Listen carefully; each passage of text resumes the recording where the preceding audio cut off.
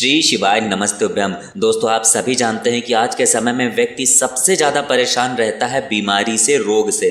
अगर किसी व्यक्ति के घर में कोई भी सदस्य बीमार पड़ जाता है तो उसकी सैलरी का, उसकी इनकम का आधा हिस्सा या उससे भी ज़्यादा हिस्सा उसके रोग को ठीक करने में खर्च हो जाता है।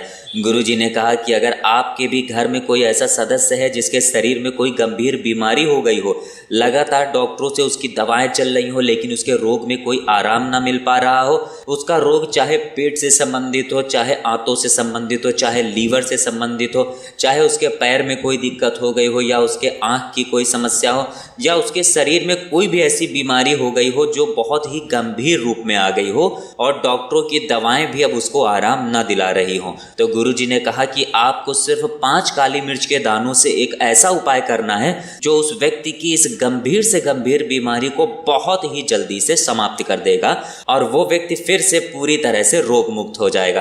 तो चलिए जानते हैं क्या है वो उपाय, लेकिन उससे पहले एक प्रार्थना, अगर आप चैनल पर नए हैं तो कृपया चैनल को सब्सक्राइब अवश्य कर लें। देखिए, गुरुजी ने कहा कि अगर इंसान स्वस्थ है तो वो सब कुछ कर सकता है, वो मेहनत भी कर सकता है, वो सारे प्रयास कर सकता है, लेकिन जब वो अस्वस्थ हो जाता है, किसी बीमारी से घिर जाता है तो उसे एक लोटा जल चढ़ाने में भी बहुत कठिनाई होती है।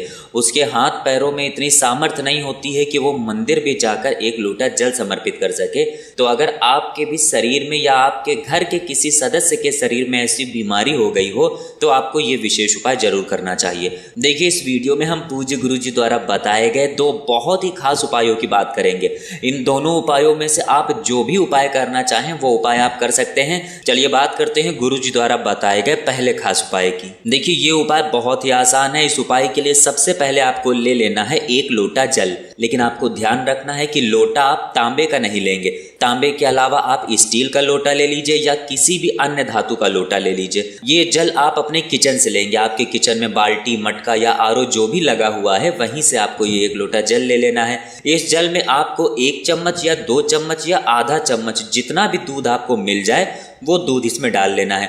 गुरुजी ने कहा है कि शिव महापुराण कहती है कि जरूरी नहीं आप 1 लोटा भर कर शिवलिंग में दूध समर्पित करें। गुरुजी ने तो यहाँ तक कहा है कि शिव महापुराण कहती है कि अगर आप 1 बूंद भी दूध शिवलिंग में समर्पित करते हैं तो आपको 1 लोटा दूध समर्पित करने के बराबर ही पुण्य की प्राप्ति होगी, उसके बराबर ही लाभ होगा। तो आपके पास जितना भी दूध है, चाहे आधा चम्मच हो या उससे भी कम हो, आपको इसी जल में डाल लेना है। लेकिन आपको ध्यान रखना है कि दूध कच्चा ही होना चाहिए और अगर गाय का दूध मिल जाता है तो ये आपके उपाय के लिए सबसे उत्तम साबित होगा। फिर इसके बाद आपको लेना है 5 काली मिर्च के दाने। अब ये सारी सामग्री लेकर आपको पहुंच जाना है शिवालय। देखिए, गुरुजी ने कहा कि ये उपाय आप हफ्ते में किसी भी दिन कर सकते हैं, लेकिन अगर आप सोमवार के दिन या शनिवार के दिन ये उपाय करते हैं तो यह आपके लिए बहुत ही लाभदायक होगा। अब देखिए, सबसे पहले शिवालय पहुंचकर आप दक्षिण दिशा में बैठ जाइए और उत्तर दिशा की तरफ अपना फेस कर लीजिए, यानी अपना मुख कर लीजिए। लेकिन अगर शिवालय में भीड़ है तो गुरुजी ने कहा कि शिव महापुराण की कथा कहती है कि आप किसी भी दिशा में बैठकर शिवलिंग की पूजा प्रार्थना कर सकते हैं। अब जो आप 5 काली मिर्च के दाने लेकर आए हैं उनको एक एक करके इस 1 लोटे जल में डाल देंगे। श्री शिवाय नमस्तुभ्यम मंत्र का जाप करते हुए एक एक करके 5 काली मिर्च के दाने इस जल में डाल देना है। फिर उसके बाद ये 1 लोटा जल आपको शिवलिंग के ऊपर धीरे धीरे समर्पित करते जाना है। गुरुजी ने कहा कि जल आपको इतने धीरे समर्पित करना है कि जल समर्पित करते समय आप कम से कम 11 बार श्री शिवाय नमस्तुभ्यम मंत्र का जाप जरूर कर ले। और जल समर्पित करते समय आपको एक बात का और ध्यान रखना है कि ये लोटा शिवलिंग में टच नहीं करना चाहिए। गुरुजी ने अभी अपनी शिव महापुराण की कथा में बताया है कि जिस लोटे से आप जल समर्पित करते हैं वो लोटा शिवलिंग में टच नहीं करना चाहिए और आपके हाथ के नाखून जो होते हैं वो भी शिवलिंग में टच नहीं करने चाहिए। इन दोनों बातों का आपको बहुत ही विशेष ध्यान रखना है। अब देखिए, ये जल समर्पित करने के बाद आपको शिवलिंग के सामने बैठकर अपने जीवन में चल रही समस्या को, अपने जीवन में चल रहे दुख को, अपने जीवन में चल रहे रोग को, बीमारी को दूर करने के लिए महादेव से प्रार्थना करनी है। गुरुजी ने कहा कि जब आप जल समर्पित करेंगे तो आप 2-4 बार या 5 बार कुंदकेश्वर महादेव का नाम भी लेंगे। कौन से महादेव? कुंदकेश्वर महादेव। गुरुजी कहते हैं कि हमारी बीमारी को दूर करने के लिए, हमारे रोग को समाप्त करने के लिए महादेव का सबसे सुंदर नाम है कुंदकेश्वर महादेव। आप इस नाम का स्मरण करते हुए ये जल समर्पित कर देंगे और फिर उसके बाद कुंदकेश्वर महादेव से प्रार्थना कर लेंगे कि हे मेरे महादेव, मेरे शरीर में या मेरे घर के इस सदस्य के शरीर में ये बीमारी हो गई है, डॉक्टरों की दवाएं लगातार चल रही हैं लेकिन फिर भी बीमारी में आराम नहीं मिल रहा है।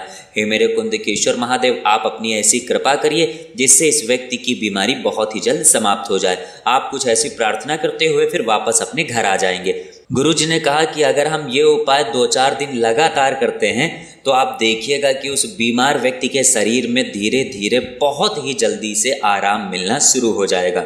चाहे जितनी पुरानी उसकी बीमारी हो, उसे बहुत ही शीघ्रता से रोग में आराम मिलना शुरू हो जाएगा। अब इसके बाद बात करते हैं गुरुजी द्वारा बताए गए दूसरे बहुत ही खास उपाय की। देखिए, ये दूसरा उपाय उन लोगों को करना है जिनके शरीर में कहीं पर भी कोई दर्द बना रहता है, चाहे उनके सिर में दर्द बना रहता है या फिर उनकी आंखों में दर्द बना रहता है या फिर उनके पेट में दर्द बना रहता है और या फिर उनके हाथ पैर में दर्द बना रहता है, यानी शरीर के किसी भी अंग में अगर दर्द बना रहता है तो ये उपाय आपके लिए रामबाण साबित होने वाला है। देखिए, इस उपाय के लिए आपको ले लेना है 1 लोटा जल। सबसे पहले आप 1 लोटा लेंगे, उस लोटे में आपको इत्र डाल लेना है। इत्र आपको किसी भी पूजन सामग्री वाली दुकान से बहुत ही आसानी से मिल जाएगा।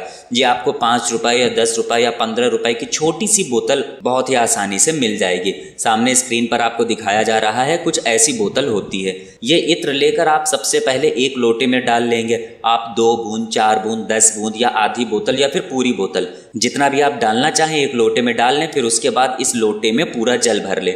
फिर ये जल लेकर आपको पहुंच जाना है पीपल के वृक्ष के सामने। पीपल के वृक्ष के सामने पहुंचकर आप सबसे पहले ये जल पीपल की जड़ में समर्पित कर देंगे और जल समर्पित करते समय आप लगातार पिपलेश्वर महादेव के नाम का स्मरण करेंगे। कौन से महादेव? पिपलेश्वर महादेव। देखिए, गुरुजी ने कहा कि जब भी हम पीपल में जल समर्पित किया करें और महादेव के नाम से जल समर्पित किया करें तो हमेशा पिपलेश्वर महादेव का स्मरण किया करें। अब जल समर्पित जो हो गया है वो जल आपको थोड़ा सा अपने हाथों में ले लेना है। देखिए, जैसे हम लोग शिवलिंग में जल समर्पित करते हैं और जलाधारी से जो जल नीचे गिरता है थोड़ा सा अपने हाथों में ले लेते हैं, वैसे ही जो जल हमने पीपल की जड़ में समर्पित किया है थोड़ा सा जल वहीं से हम लोग नीचे से उठा लेंगे। जितना भी हमें मिल जाए, 1 बूंद, 2 बूंद, 4 बूंद, 10 बूंद, जितना भी मिल जाए उतना उठा लेंगे। और अगर खुद के शरीर में कोई दर्द बना रहता है तो यही जल पिपलेश्वर महादेव का नाम लेते हुए अपने शरीर के उस अंग में लगा लेंगे और पिपलेश्वर महादेव से उस दर्द को दूर करने के लिए प्रार्थना कर लेंगे। या फिर घर का कोई सदस्य है जिसके शरीर में कोई दर्द बना रहता है, उस व्यक्ति के शरीर के उस भाग में लगा देंगे और पिपलेश्वर महादेव से उसके दर्द को दूर करने के लिए प्रार्थना कर लेंगे। बस आपको ध्यान रखना है कि ये उपाय आप 2 दिन लगातार करेंगे। आपको ये उपाय रविवार के दिन नहीं करना है, सोमवार से लेकर शनिवार के बीच में आप ये उपाय किन्हीं भी 2 दिन लगातार कर लेंगे। तो दोस्तों, ये थे पूज्य गुरुजी द्वारा बताए गए 2 बहुत ही विशेष उपाय। अगर आपको जानकारी अच्छी लगी हो तो वीडियो लाइक करिएगा। मिलते हैं फिर एक नए वीडियो के साथ। श्री शिवाय नमस्तुभ्यम।